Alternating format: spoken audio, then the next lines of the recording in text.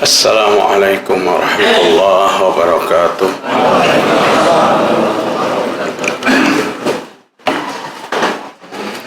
Innal hamdalillah nahmaduhu wa nasta'inuhu wa nastaghfiruh wa na'udzu billahi min sururi anfusina wa sayyiati a'malina.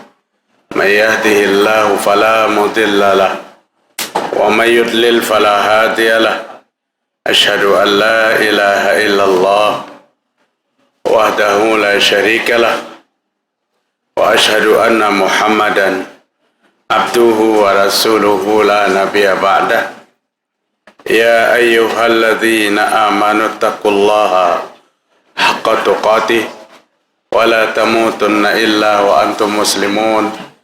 يا أيها الناس اتقوا ربكم الذي خلقكم من نفس واحدة وخلق منها زوجها وبث منهما رجالا كثيرا ونساء واتقوا الله الذي تساءلون به والأرحام إن الله كان عليكم رقيبا. فإن أصدق الحديث كتاب الله وخير الهدى هدى محمد صلى الله عليه وسلم وشر الأمور محدثاتها وكل محدثات بدعة وكل بدعة ضلالة وكل ضلالة في النار. Alhamdulillah, mari kita bersyukur kepada Allah Subhanahu wa Ta'ala pada malam hari ini, malam Senin tanggal 30 Jumadil Akhir 1441 Hijriah. Artinya malam esok sudah masuk tanggal 1 bulan Rajab. Sebagai seorang muslim dan muslimah, seyogianya mengetahui tentang peredaran pertanggalan Hijriah. Kadang menunggu ada orang meng-SMS lawan kita. Karena ada lagi SMS WA siapa nang memberitahu awal Rajab disampaikan kepada paling tidak 20 orang, maka diharamkan neraka. Nyaman benar kita mengatakan bulan Rajab aja. Bapak-bapak, ibu-ibu rahimakumullah, makin canggih, makin banyak juga berita-berita yang tidak akurat sampai kepada kita yang mengatasnamakan agama Allah Subhanahu wa Ta'ala. Padahal itu bukan bahagian daripada agama. Talim kita malam hari ini, kita menyambung apa yang ulun sampaikan pada subuh Sabtu di Masjid Ar-Rahim tentang Al-Quran berbicara banyak tentang akhlak manusia, akhlak yang pantas dilaksanakan oleh manusia. Maka sangat wajar kalau Aisyah mengatakan di waktu Sa'ad bin Hisham bin Amir bertanya tentang akhlak Nabi kepada Aisyah, ya Ummul Mukminin, anba'ini min khalqi Rasulillah sallallahu alaihi wasallam. Wahai Ummul Mukminin, beritahukan kepadaku daripada akhlak Nabi Muhammad sallallahu alaihi wasallam. Sa'ad bin Hisham bin Amir wajar kalau dia bertanya tentang akhlak Nabi, karena betakunnya lawan Aisyah. Aisyah itu istri Nabi Muhammad SAW. Mereka ingin tahu apa-apa aja akhlak Nabi tentang berhubungan suami istri, keluarga, masyarakat.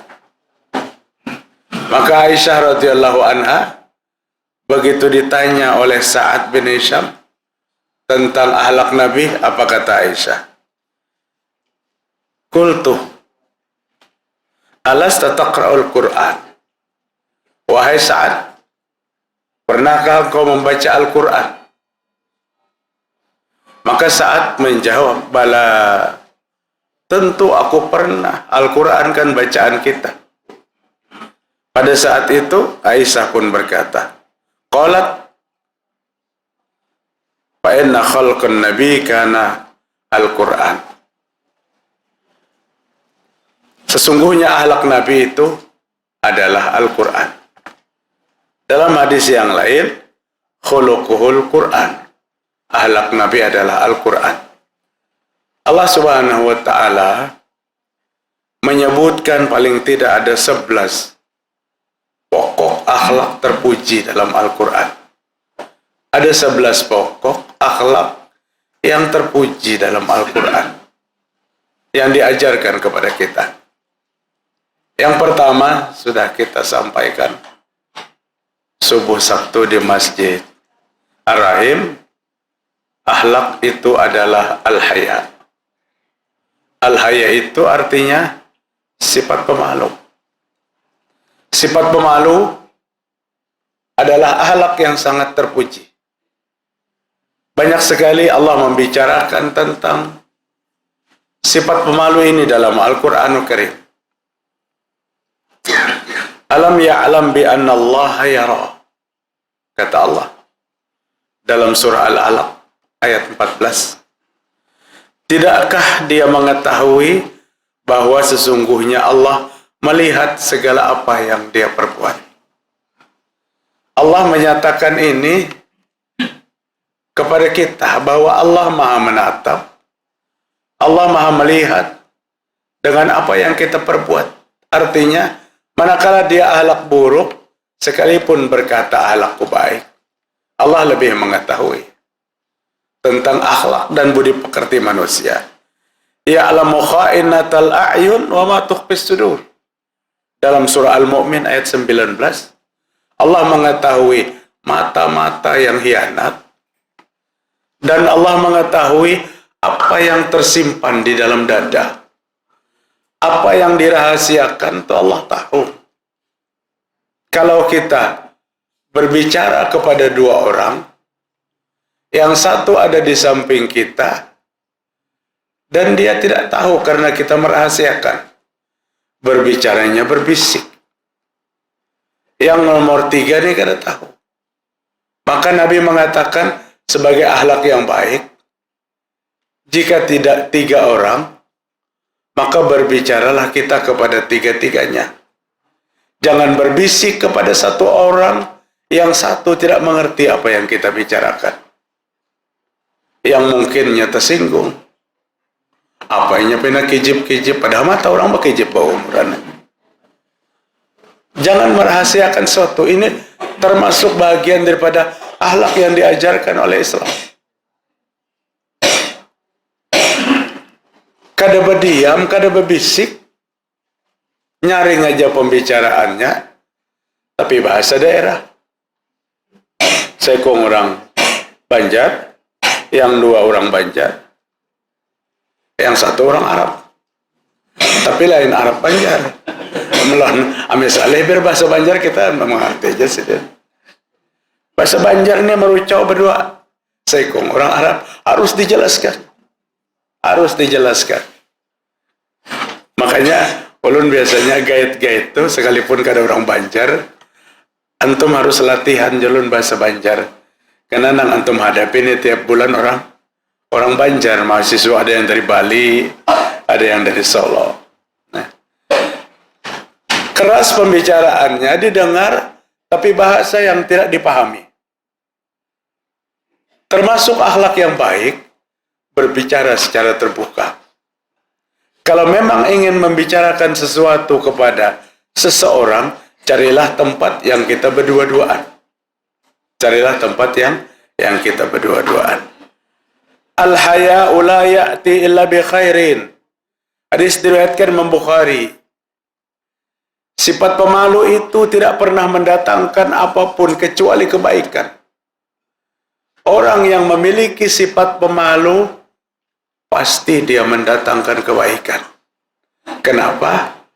Karena al-haya'u syu'batun minal iman. Pemalu itu satu cabang daripada iman. Ulun minta reda lun pian, di mana habisnya suara ampian kita. Pina bahalus-bahalusnya sedang. Uqbah bin Amar al-Ansari berkata, Rasulullah sallallahu alaihi wasallam bersabda, "Inna mimma adrakan nasu min kalamin nubuwatil ula. Idza lam tastahi fasna ma syi'ta." Hadis diriwayatkan Imam Bukhari 6120 nomor hadisnya. Apa kata Uqbah bin Amar? Rasul bersabda, apa kata Nabi? Inna mimma adrakan nasu min kalamin nubuwah. Sesungguhnya di antara perkataan yang diajarkan sejak nabi-nabi yang terdahulu, Nabi Adam, Nabi Idris, Nabi Nuh, Hud, Salih, Ibrahim, Ismail, sampai kepada Nabi Muhammad sallallahu alaihi wasallam. Apa yang diajarkan turun-temurun dari nabi-nabi itu? Idza lam tastahi fasna ma syi'ta. Apabila kalian tidak lagi memiliki perasaan malu, kerjakan apa yang kamu kehendaki. Ucapannya kada perintah, ucapannya kada restu. Apabila kada bisi malu lagi, gawe aja sekehendaki kamu. Ancaman sebenarnya ucapan ini. Artinya, sejak zaman Rasul-Rasul terdahulu, sungguh ditanamkan dan diajarkan sifat-sifat al-haya. Para jamaah sekalian, rahimakumullah. Kemudian, yang berikutnya, as-siddiq. Artinya, jujur. Sudah juga kita bicarakan subuh Sabtu. Siddiq artinya jujur. Allah banyak berfirman tentang kejujuran. Wa kunu ma'as sadiqin. Ya ayyuhalladzina amanu taqullah. Wa kunu ma'as sadiqin. Wahai orang yang beriman, bertakwalah kepada Allah. Jadilah kamu bersama orang yang jujur. Pilih teman yang jujur. Kita akan bisa belajar dari kejujurannya. Kejujuran bukan sekedar kepada sesama manusia. Kejujuran dituntut kepada Allah, kepada Nabi Muhammad sallallahu alaihi wasallam. Adakah yang tidak jujur kepada Allah, kepada Nabi? Banyak. Dia menyatakan beriman tapi dia tidak jujur kepada Allah. Tidak jujur kepada Nabi Muhammad sallallahu alaihi wasallam. Sehingga Rasulullah sallallahu alaihi wasallam menyampaikan dalam hadis yang diriwayatkan Imam Tabrani dengan sanad yang hasan. Faqala Nabi sallallahu alaihi wasallam, "Idza asbaha," apabila berpagi-pagi, apabila besokan, kita berkata, "Raditu billahi rabbah." Ya Allah, hamba ridho, jujur bertuhan kepadamu. Ikhlas, hamba ikhlas. Ikhlas itu kejujuran. Wa bi Muhammadin wa bil Islami dina, dan hamba jujur beragama Islam. Wa bi Muhammadin nabiyan, dan hamba jujur bernabi kepada Nabi Muhammad sallallahu alaihi wasallam. Apabila itu kita baca pagi hari, raditu billahi rabba wa bil islami dina wa bi Muhammadin nabiyya. Fa inni za'imu fa anna za'imu la akhazanna biyadihi hatta adakhalahul jannah. Maka aku akan menjamin, akan memegang tangannya pada hari kiamat, akan menuntunnya pada hari kiamat sampai dia memasuki surga. Nabi akan menuntun orang yang jujur dalam bertuhan kepada Allah, jujur dalam bernabi kepada Nabi Muhammad sallallahu alaihi wasallam, jujur dalam beragama Islam. Aku tuntun dia sampai dia masuk surga. Bacaannya aja sudah luar biasa baiknya. Kemudian raditu billahi robba itu dipraktekkan. Bagaimana orang yang menyatakan Tuhanku adalah Allah. Di dalam zikir pagi petang itu ada namanya Sayyidul Istighfar. Sayyidul Istighfar kalimatnya sama. Apa memulainya? Kada ingat lagi. Allahumma anta rabbi la ilaha illa anta khalaqtani wa ana abduka. Coba kalimat ini aja Pak kita renungi. Allahumma anta rabbi. Ya Allah, engkau Tuhanku. La ilaha illa anta. Tidak ada Tuhan kecuali engkau. Wa ana abduka. Aku hambamu.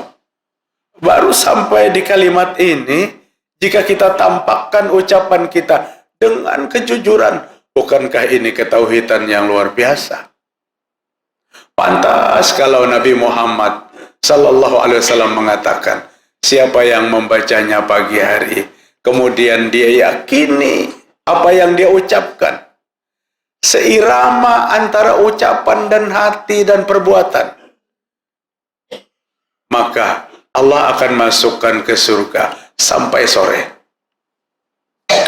Siapa yang membacanya sore hari, kemudian dia yakini dengan apa yang dia baca, dengan hati dan perbuatan, maka Allah akan masukkannya dia ke surga sampai pagi hari. Maka Sayyidul Istighfar itu luar biasa. Baca pagi, jaminan masuk surga sampai sore. Baca sore, jaminan masuk surga sampai pagi. Apa kalimatnya? Kejujuran, Bapak-bapak, Ibu-ibu. Pada kalimat itu mengungkapkan kejujuran. La ilaha illa anta. Allahumma anta rabbi. Ya Allah, engkau adalah Tuhanku. Tidak Tuhan kecuali engkau. Anta khalaqtani. Engkau yang menjadikanku. Wa ana abduka. Aku hambamu. Luluh lantak segala kesombongan kita.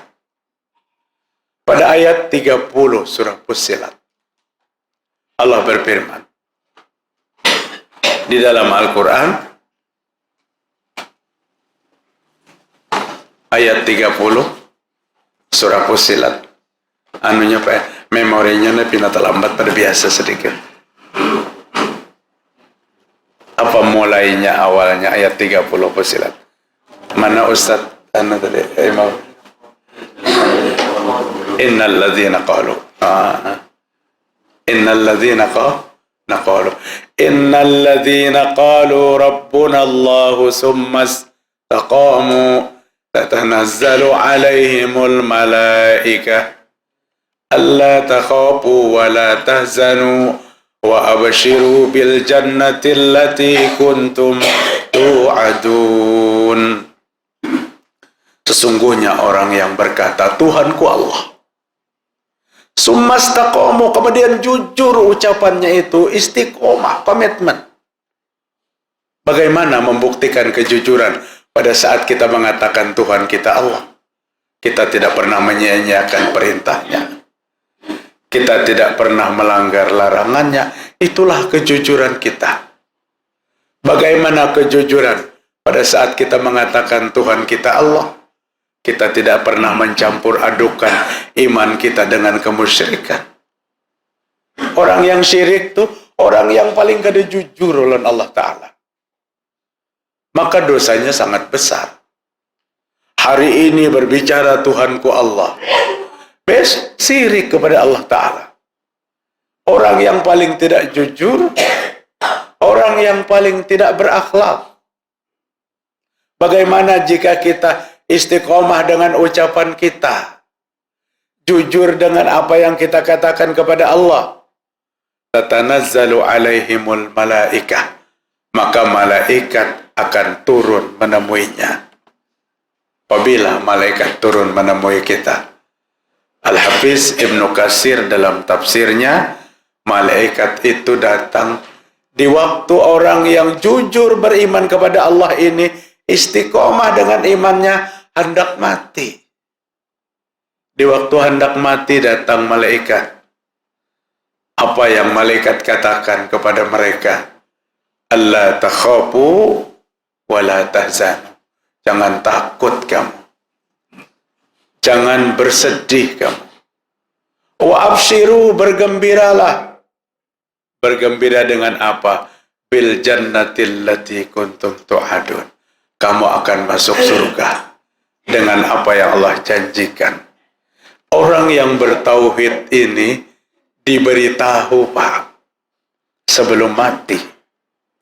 Diberitahu sebelum mati dia akan masuk surga. Siapa yang memberitahunya? Malaikat. Allah yang ceritakan ini. Allah yang ceritakan di dalam Al-Quran. Maka akidah itu luar biasa kita jaga. Kita jaga, jangan bergeser sedikit pun. Kadang kita menyaksikan. Bismillah.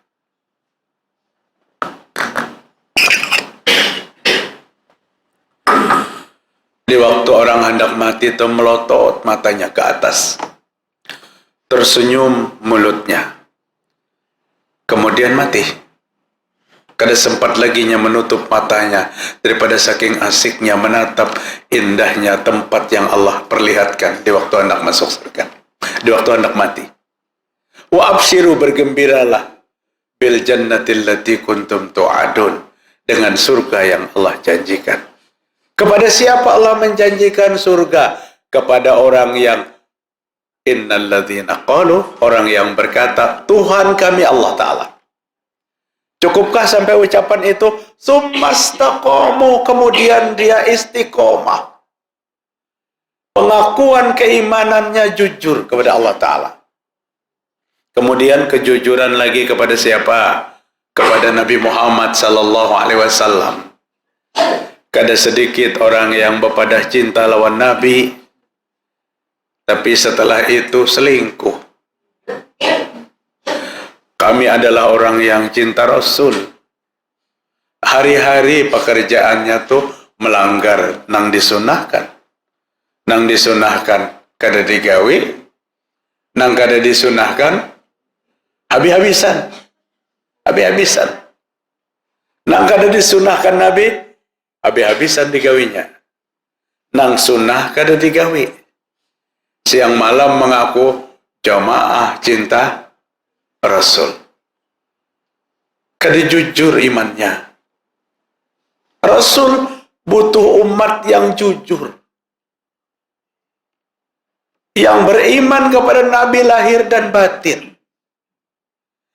Sayang kepada Nabi bukan sekedar pengakuan.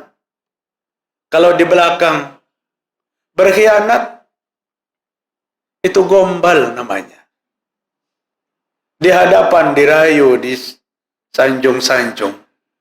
Anta Samsun, anta Badrun. Engkau seperti matahari, wahai Rasul. Engkau seperti bulan purnama. Anta nurun, fauqa nur. Engkau cahaya di atas cahaya. Padahal Al-Quran menyebutkan dalam surah Nur, cahaya di atas cahaya itu Allah.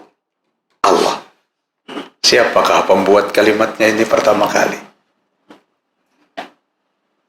Disanjung Nabi dengan sanjungan yang setinggi-tingginya. Kada bolehkah? Boleh. Fa'in amanu, orang yang bihi beriman kepadanya, wa azzaruhu wa nasaruhu wa taba'un nural ladzi unzila ma'a, ulaika humul muflihun. Sungguhnya orang yang beriman kepadanya, orang yang memuliakannya, orang yang menolongnya, orang yang mengikuti cahaya yang turun kepadanya. Cahaya apa yang turun kepada Nabi? Al-Quran, Pak. Wa taba'un nural ladzi unzila ma'a, orang yang mengikuti cahaya yang diturunkan kepadanya, Al-Quran. Ulaika humul muflihun. Mereka itu orang yang beruntung. Memuji Nabi disuruh. Menyayangi Nabi diperintah. Taat kepada Nabi wajib. Tidak suka dengan apa yang Nabi tidak suka, harus itu. Senang dengan apa yang Nabi senang, wajib. Ini arti orang yang beriman kepada Rasul sallallahu alaihi wasallam. Bukan terbalik. Kita mengaku beriman habis-habisan, mengaku percaya dan sayang cinta kepada Nabi, tapi apa yang Nabi ajarkan sangat jauh kita. Bahkan kita mudah sekali memutar-mutar balik syariat yang dibawa. Pedoman kita bukan sunnah, tapi hawa nafsu. Ibnu Qayyim, fa'ammat tibaul hawa. Pengikut hawa nafsu itu, kata Ibnu Qayyim, Allah butakan mata hatinya. Bukan mata kepala masih terang benderang, tapi mata hati buta. Ada seorang syekh di Madinah yang belum 20 tahun usianya, hafal ribuan hadis, menghafal beberapa kitab hadis dengan sanadnya ini, menghafal Al-Quran 30 juz, padahal dua matanya buta. Pada saat dia membawa satu hadis, ditanya hadis ini dari siapa. Luar biasa. Matanya buta. Kita terang benderang menghafal 10 hadis saja saling uyuhan. Jadi buta mata kan ada masalah. Yang sangat kita takutkan tuh buta hati. Buta hati. Apabila hati yang buta, ya nangkada pinandu lagi lawan masjid. Puncaknya jenazahnya sudah dibungkus, hanya datang ke masjid. Ini paling menderita nih. Manusia yang paling menderita tuh manusia yang kada kenal lawan masjid. Tapi setelah mati dibungkus, disolatkan di masjid. Begitu dengan wanita yang disuruh tutup aurat, ribut. Bahkan melihat wanita-wanita yang bertutup, macam-macam ejekannya. Hati-hati nih bubuhan ninja dan seterusnya. Dia membuka aurat seenaknya. Kapan dia menutup aurat sekujur tubuh? Pada saat dia dibungkus dengan kain kapan? Jauh dari syariat. Pengikut hawa nafsu dibutakan hati. Sehingga dia tidak mengenal mana yang sunnah, mana yang bukan sunnah. Yang sunnah lawan yang kada sunnah itu kada tahu. Saking butanya hatinya. Awyun kisuhu, kata Ibnu Qayyim, atau diputar baliknya. Ini sangat berbahaya nih. Diputar baliknya. Bagaimana memutar baliknya? Yarus sunnatal bid'ata wa yarul bid'ata sunnata. Dia melihat sunnah Nabi itu kayak bid'ah, dan dia melihat yang bid'ah kayak sunnah. Oh, sudah terputar balik. Kenapa? Karena ittibaul hawa. Mengikuti hawa nafsu. Ibadah pun dilandasi oleh persangkaan. Oleh persangkaan. Berbahaya kalau ibadah itu dilandasi oleh persangkaan. Ibadah itu dasarnya bukan persangkaan. Ibadah itu dasarnya hukum, perintah, dalil. Dalil, bukan persangkaan. Kalau persangkaan, berubah-ubah syariat itu sepanjang masa. Bukan dengan persangkaan. Yattabi'una illa dzann. Dia melakukan sesuatu dengan persangkaan sehingga dia menyangka ini baik. Padahal kada baik. Apa ajar Imam Syafi'i rahimahullah? Orang yang melaksanakan sesuatu yang bukan syariat dan dia menganggap baik, fakot syara'ah, maka dia berarti telah membuat syariat baru. Man istahsana fakot syara'ah. Siapa yang istahsan? Istahsan itu menganggap baik satu amalan tapi kada diperintahkan. Sering kan kita mendengarin, oh itu baik-baik aja, kenapa diutak-atik? Siapa yang istihsan, kata Imam Syafi'i. Istihsan itu amal baru yang tidak Nabi ajarkan, tapi dianggap baik. Maka diamalkan dengan manusia banyak, faqad syara'ah, dia telah membuat syariat baru di dalam Islam. Jemaah sekalian, maka ini perlu kejujuran dalam beriman kepada Nabi Muhammad sallallahu alaihi wasallam. Nabi berharap kita sebagai umatnya nanti akan bersama Rasul di mana? Di telaganya. Ana faratukum alal hud. Satu hadis yang menggembirakan kita dan menggembirakan Rasul yang mengucapkan, umatku, aku akan tunggu kalian di telagaku. Aku akan tunggu kalian di telagaku. Tapi tidak semua umat Nabi yang akan bisa meminum air telaga itu. Padahal Nabi menunggui kita. Datang kita satu persatu ke telaga yang sangat luas itu. Ke tempat airnya yang banyak itu. Ke tempat cangkir yang banyaknya sebanyak bintang di langit. Maka yang penting kesetiaan kita lawan Nabi. Jangan berpikir tentang antrian. Kayak apalah di telaga Nabi itu kena antrian. Jangan berpikir. Antriannya tidak repot. Yang penting kita setia atau tidak. Karena ada yang tinggal 2 langkah, 1 langkah lagi mendekati telaga itu, ditarik, dilemparkan ke tempat yang jauh. Dan Nabi berkata, apa kata Nabi? Ada ashabi, ada ummati. Itu umatku, itu sahabatku. Kenapa dilemparkan seperti itu? Apa yang Allah katakan kepada Nabi? Innaka la tadri ma badalu ba'dah. Dalam hadis lain, innaka la tadri ma ahdasu ba'dah. Engkau Muhammad kada tahu, dia telah melakukan sesuatu yang baru dalam Islam setelah kamu tiada. Setelah kamu wafat, dia telah merubah Islam habis-habisan.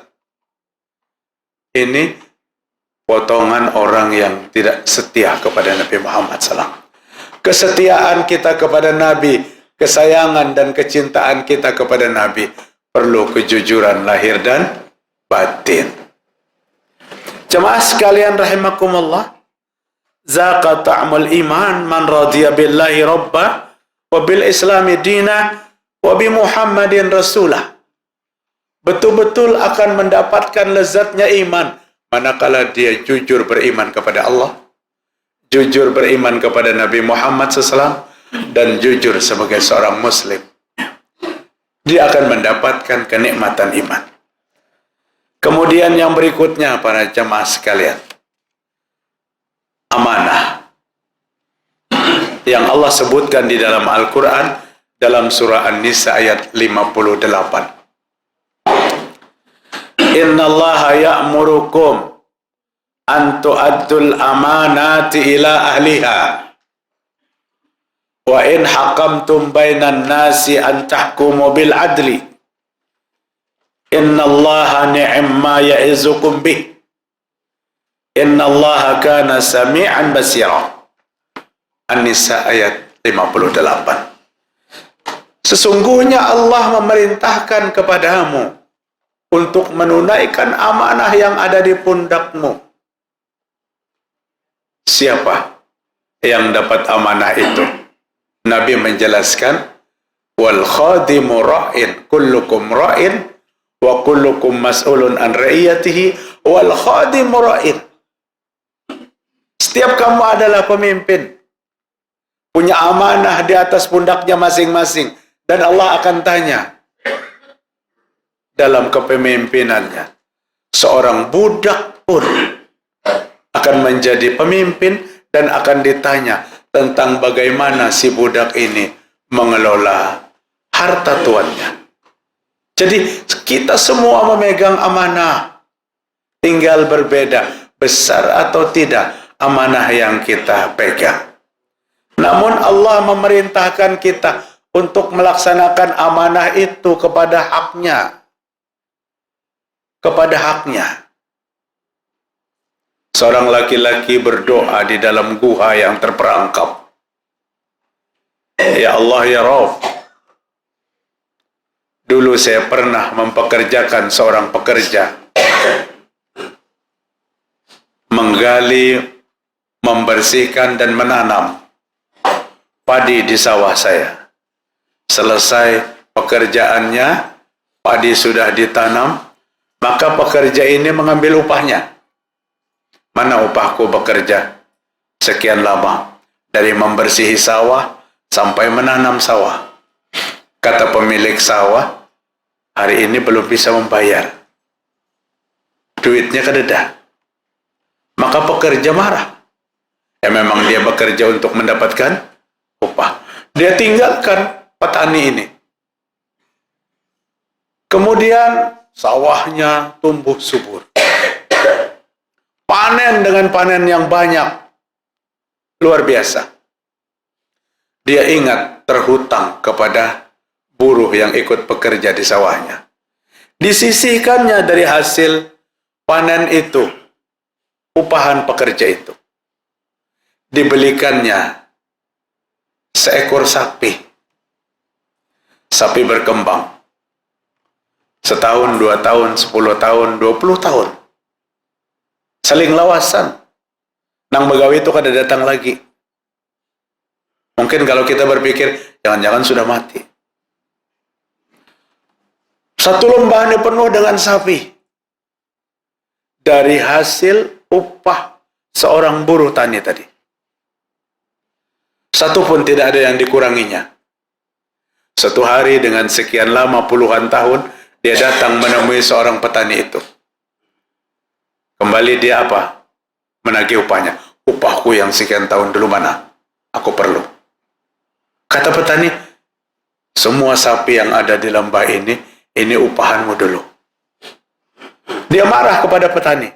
Kamu jangan mengejek. Kata petani, tidak mengejek. Benar. Dari upahmu itu, kutukarkan seekor anak sapi berkembang, kemudian dewasa. Sekian lama engkau tidak datang ke sini. Inilah sapimu semuanya. Silahkan bawa dan aku ikhlas. Maka si pekerja itu membawa sapi yang banyak itu. Dilaporkannya oleh Allah Ta'ala. Di waktu di dalam guha. Ya Allah ya Rabb. Jika apa yang hamba pekerjakan itu sebagai satu bentuk amanah dari saudaraku, maka hamba mohon dengan ibadah amanah ini, bukakan pintu gua. Terbuka pintu gua. Maka keluar 3 orang yang ada di dalamnya. Kan Nabi menceritakan ini kepada sahabatnya tentang 3 orang laki-laki di zaman Bani Israel. 3 orang laki-laki di zaman Bani Israel. Yang berjalan hari hujan masuk ke gua. Setelah masuk ke gua, dari atas gugur batu besar yang menutupi pintu gua.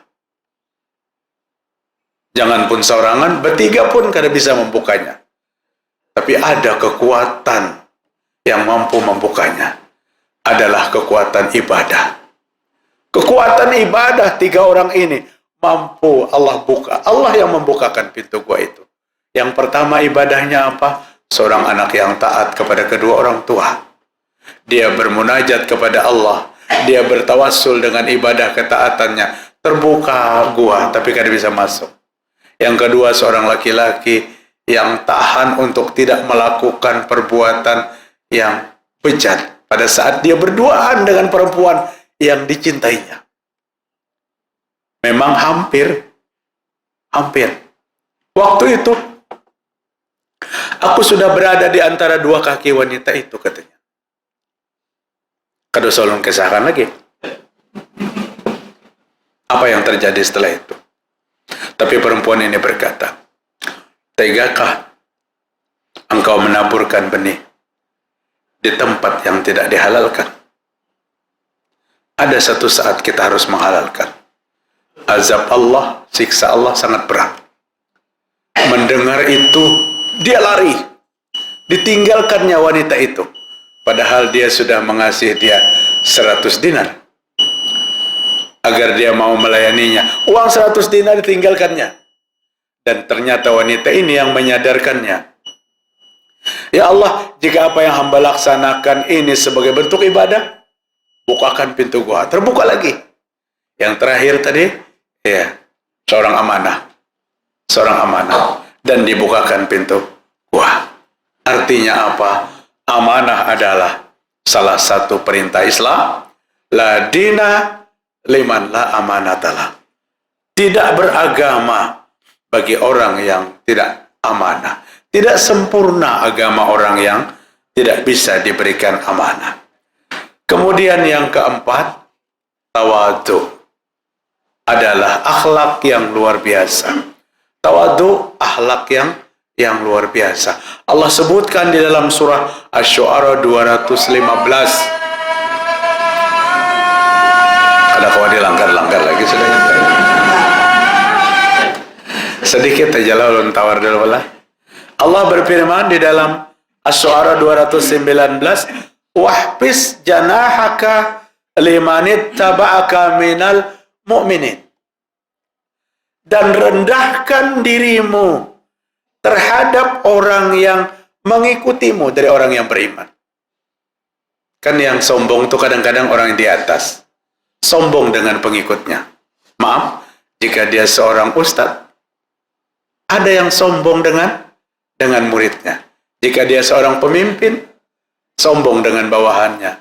Apapun statusnya waktu di atas, sering ada kesombongan. Allah katakan, rendahkan dirimu di depan orang yang mengikutimu.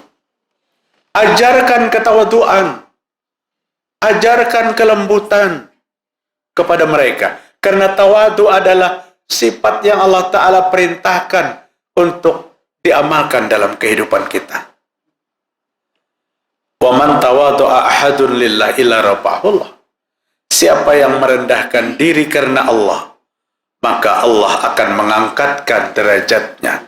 Derajatnya diangkat oleh Allah karena tawadu. Orang sombong itu sebenarnya ingin diangkat derajatnya, tapi Allah belum mengangkat derajat sehingga dia sombong, ingin terangkat dengan kesombongan. Bahwa sesungguhnya kesombongan bukan mengangkatkan derajat, tapi akan menurunkan derajatnya. Bapak-bapak hadirin rahimakumullah, saking tawadunya Nabi Muhammad sallallahu alaihi wasallam, innan nabiyya kana yazurul ansar wa yusallimu ala sibyanihim wa yamsahu ru'usahum. Kata, diriwayatkan Imam Ibnu Hibban dalam sahihnya, Nabi Muhammad sallallahu alaihi wasallam sering menziarahi orang-orang Ansar. Nabi kan orang Muhajirin yang hijrah dari Makkah ke Madinah. Nabi berkunjung ke rumah orang-orang Ansar. Kan aturannya tuh yang lain yang mengunjungi Nabi. Tapi Nabi ingin ajarkan ketawaduan. Nabi datangi, Nabi ketuk pintunya hanya sekedar bertanya tentang keadaan imannya. Wa yusallimu ala sibyanihim. Jika ketemu anak-anak, maka Nabi yang pertama memberikan salam. Nabi berdahulu memberikan salam kepada anak kecil, apalagi orang tua. Kalau berdahuluan mengucapkan salam lawan orang tua, itu biasa. Tapi akan luar biasa manakala salam itu kita ucapkan lebih dulu kepada anak-anak kecil.